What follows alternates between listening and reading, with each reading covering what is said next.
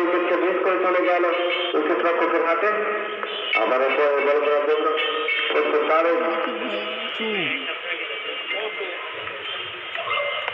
চমৎকার বল, চমৎকার ডেলিভারি, দুটো উইকেট, দুইটো স্ট্রাইক উপরে ফেললেন এক্ষেত্রে তারেক। আমি করছি এরকম ভাবে রাখি এই করবো।